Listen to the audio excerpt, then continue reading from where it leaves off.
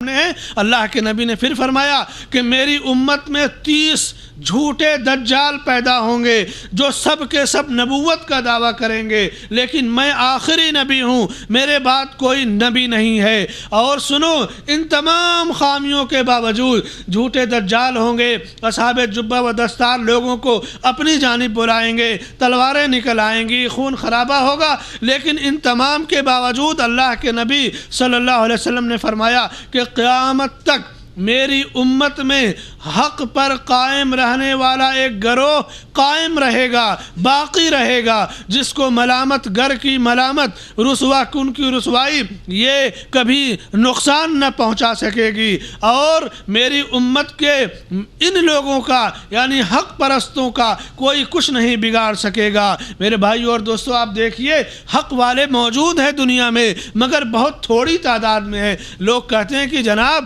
ہم تو زیادہ ہیں، اگر آپ صحیح ہیں تو پھر کم کیوں ہیں؟ حق والے تو زیادہ ہونے چاہیے، لیکن نہیں، حق کم ہونے کی علامت، کم جو لوگ ہیں وہی حق پر ہیں۔ اللہ کے نبی نے فرمایا کہ لا تزال طائفة من امتی ظاہرین علی الحق، میری امت کا ایک گروہ، چند لوگ یہ ہوں گے حق پر قائم رہنے والے، اور امت کی ہلاکت اور امت کی تباہی ان گمراہ کن علماء سے ہوگی جو لوگوں کو دین کے نام پہ دنیا حاصل کرنے کے لیے الٹی سیدھی چیزیں بتائیں گے، جیسے کہ یہود و نصارہ کے علماء میں تھا۔ اللہ نے فرمایا یا ایھا الذین آمنوا ان کثیرا من الاحبار والرہبان لا یاکلون اموال الناس بالباطل ویصدون عن سبیل اللہ، اے لوگو، اے ایمان والو، بہت سارے احبار اور رہبان، یہود و نصارہ کے علماء اور راہب، یہ لوگوں کا مال باطل طریقے سے کھاتے ہیں اور اللہ کے دین سے بھی روکتے ہیں، اور مال بھی لوٹے، حق بھی نہیں بتائے۔ آج یہ صورتحال مسلمانوں میں تو کھلے طور سے پائی جاتی ہے، نہ جانے کتنی کتنی نیازیں، کتنے کتنے دیگ، کتنے پکوان پکتے ہیں، حق بھی نہیں بتاتے اور مال بھی لوگوں کا لوٹ کر کے کھایا جا رہا ہے۔ یہ صورتحال آپ اپنی نگاہوں سے دیکھیے کہ مسلمانوں کی تباہی میں اختلاف، فرقہ بندی، گروہ بندی اور گمراہ کن ائمہ اور پیشوا کی موجودگی، اگر کوئی حق بات پیش کرے گا کہیں گے جناب فتنے والی بات نہ کیجئے، اختلاف ہو جائے گا، اور کوئی صحیح بات کہے گا دیکھو ان لوگوں کا کام ہی ہے لوگوں میں لڑانا اور اختلاف پھیلانا۔ یہ کیا چیز ہے؟ یہ امت کے لیے بڑی افسوسناک چیز ہے کہ نبی کی سنت کو تم اختلاف کا سبب سمجھ رہے ہو۔ پورے مکے اور عرب کے لوگ متحد تھے، کوئی اختلاف نہیں تھا۔ اللہ کے نبی نے کہا قولوا لا الہ الا اللہ تفلحوا، تم بتوں کی عبادت کیوں کرتے ہو؟ ایک اللہ کی عبادت کرو۔ سارے عرب کے لوگ ایک ہو گئے اور کہتے ہیں کہ یہ تو اختلاف ہو رہا ہے، یہ تو گھروں میں جدائی ہو جائے گی، باپ اور بیٹے میں، بیوی اور شوہر میں جدائی ہو جائے گی، اس دین کو ہم نہیں قبول کریں گے۔ جس دین کو مشرکین مکہ نے اختلاف کا سبب کہا تھا لیکن وہ دین غالب آیا، اسی طرح نبی کی سنت کو آج تم اختلاف کا سبب کہہ رہے ہو، یہ سنت غالب آئے گی اور باطل مٹے گا۔ جاء الحق وزهق الباطل ان الباطل كان زهوقا، حق آیا، باطل چلا گیا، باطل تو مٹنے ہی والا تھا۔ تو مسلمانوں کی تباہی کا ایک بڑا سبب گمراہ کن ائمہ اور پیشوا اور آپسی اختلافات، اور پانچواں سبب، یہ بڑا اہم سبب یہ بھی ہے کہ مسلمانوں کی ذلت و رسوائی کا سبب کہ دنیا سے محبت۔ ہر آدمی آج چاہتا ہے کہ مجھے دنیا مل جائے، میں بڑا رئیس ہو جاؤں، بڑا تاجر ہو جاؤں، اور موت کو بھولا ہوا ہے۔ دنیا سے محبت میں، دنیا حاصل کرنے میں حلال آ رہا ہے، حرام آ رہا ہے، کچھ بھی آئے بس مال آنا چاہیے، موت کو بھولا ہے۔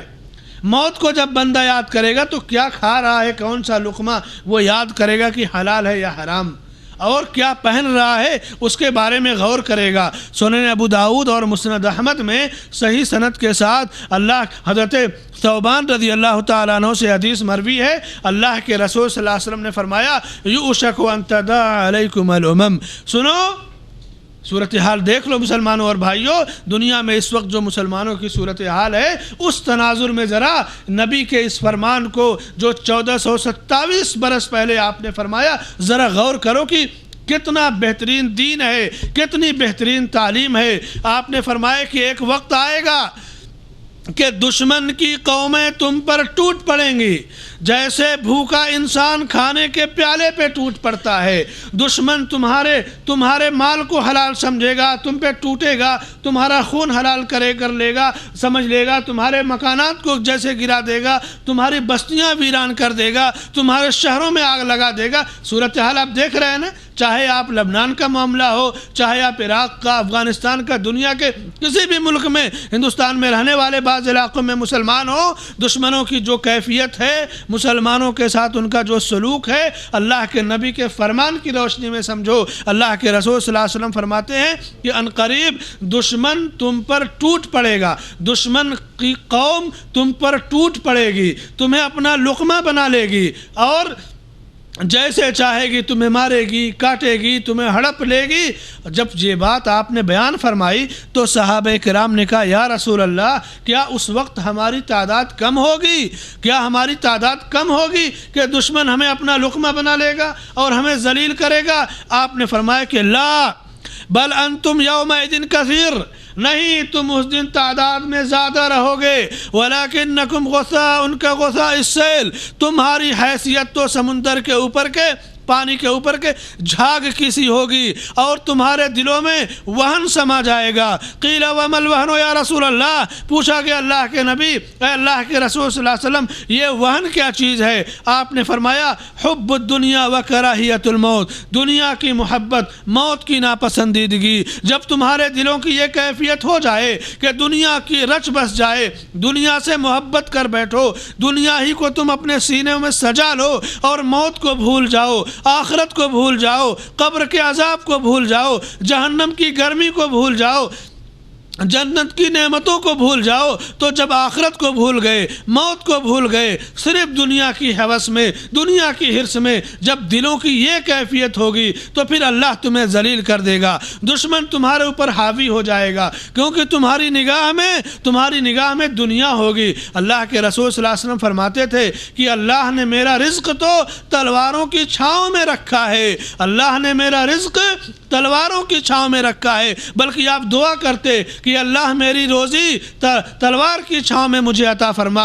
یہ ہمارے نبی کی دعا تھی۔ آج مسلمان کی دنیا پرستی کا معاملہ کہ گھروں میں اس کے ڈش ہونا چاہیے، گھروں میں اس کے پتہ نہیں کتنی برائیاں اور بے پردگیاں اور فحاشیاں ہوتی ہیں کہ اللہ کی پناہ آپ دیکھتے رہ جائیے۔ مسلمانوں کے اندر برائیاں عام ہوتی جا رہی ہیں، دنیا پرستی عام ہوتی جا رہی ہے، یہ اس کی ذلت کا سبب ہے۔ حب الدنیا و کراہیت الموت، دنیا کی محبت اور موت کی ناپسندیدگی۔ مورخین نے ایک واقعہ لکھا، حضرت عمر رضی اللہ تعالیٰ عنہ کے زمانے میں ایک جنگ ہوئی، غالباً اس کا نام جنگ جلولہ تھا۔ دشمن کو اللہ نے مغلوب کیا، مسلمان فتح یاب ہوئے اس جنگ کے اندر، اتنا زیادہ مال غنیمت، اتنا زیادہ ہیرے جواہرات آئے کہ مسجد نبوی کے صحن میں ہیرے جواہرات، سونے چاندی اور مال غنیمت سے مسجد کا صحن بھرا ہوا ہے۔ صحابہ کرام میں سے چند صحابہ نے رات کو پہرا دے کر کے اس مال کی حفاظت کی کہ صبح خلیفۃ المسلمین آئیں گے، مال تقسیم ہوگا۔ جب صبح ہوئی، امیر المومنین تشریف لائے اور دیکھا کہ مال کی کثرت، حضرت عمر رضی اللہ عنہ رو پڑے، ان کی آنکھوں سے آنسو جاری ہو گئے۔ صحابہ کرام نے کہا خلیفۃ المسلمین، یہ وقت تو خوشی کا ہے، اللہ نے ہمیں دشمن پر غلبہ دیا ہے، اللہ نے ہمیں فتح سے نوازا ہے، ہمیں تو خوش ہونا چاہیے، اور آپ رو رہے ہیں۔ اللہ کے نبی کے اس جانثار صحابی نے، اس فاروق نے، امیر المومنین نے کیا فرمایا کہ میں اس لیے رو رہا ہوں اس مال کو دیکھ کر کے کہ جس قوم سے تم نے اس مال کو چھینا ہے، اس قوم کے دلوں میں اس مال کی محبت سج گئی تھی، اس کے کفر کے ساتھ اس مال کی محبت جب اس کے دلوں میں سج گئی تو تم اس پر غالب آ گئے۔ کہیں ایسا نہ ہو کہ وہ دین بھی آ جائے، کہ اسی مال کی محبت تمہارے اندر رچ بس جائے، اور جس وجہ سے تم نے یہ مال دشمن سے چھینا ہے، دشمن پر تم فتح یاب ہوئے ہو، اسی مال کی محبت تمہیں ذلیل نہ کر دے، یہ مال کی محبت تمہیں مغلوب نہ کر دے۔ دوستو کیا دور اندیشی تھی حضرت خطاب کی، عمر رضی اللہ عنہ کی۔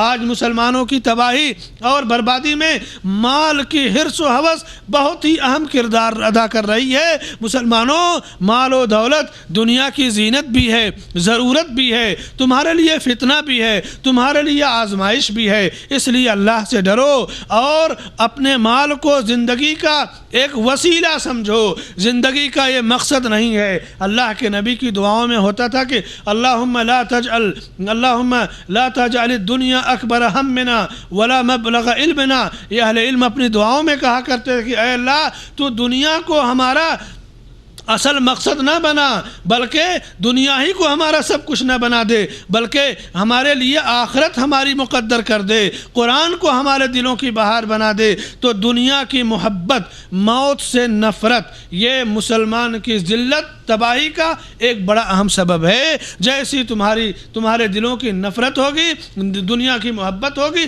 اسی طرح سے تم ذلیل رہو گے۔ آج ایک مسلمان ہے، غیور ہے، وہ موت سے نہیں ڈرتا، اللہ کے دین پر قائم ہے، کفر کی طاقتیں اس سے ڈر رہی ہیں۔ آج مسلمان اگر اپنے دین پر قائم ہے، سچ مچ دین پر قائم ہے، اس کا لباس ٹخنوں سے اوپر ہے، اس کی داڑھیاں ہیں، اس کا عمل سنت کے مطابق، اس کا کاروبار حلال، کہیں گے کہ یہ دہشت گرد ہے، یہ ارہابی ہے۔ کیوں؟ اسے معلوم ہے کہ یہ وہ قوم ہے جو موت سے نہیں ڈرتی، یہ وہ قوم ہے جو دنیا کے لیے نہیں جیتی، آخرت کے لیے۔ تو وہ تو یہ چاہتے ہیں کہ سب اس حمام میں ننگے ہو جائیں، سب مسلمان داڑھی منڈے ہو جائیں، مسلمانوں کی عورتیں بھی کافروں کی عورتوں کی طرح سے آدھا لباس پہن کے مارکیٹوں میں آ جائیں، اور مسلمان بھی اپنی کتاب کو اسی طرح سے پھینک دے جیسے ہم نے اپنی کتاب سے ہاتھ دھو لیا ہے۔ وہ تو یہی چاہتے ہیں وَدُّوا لَوْ تَكْفُرُوا كَمَا كَفَرُوا فَتَكُونُونَ سَوَاءً۔ وہ تو چاہتے ہیں کہ جیسے انہوں نے کفر کیا تم بھی کفر کرو تاکہ سب برابر ہو جائیں۔ اور اگر کوئی مسلمان دین پر قائم ہے، کہیں گے یہ دہشت گرد ہے، یہ ارہابی ہے، یہ خطرناک۔ کیوں؟ اسے آخر داڑھی سے کیا لینا دینا ہے؟ داڑھی دہشت گرد ہوتی ہے؟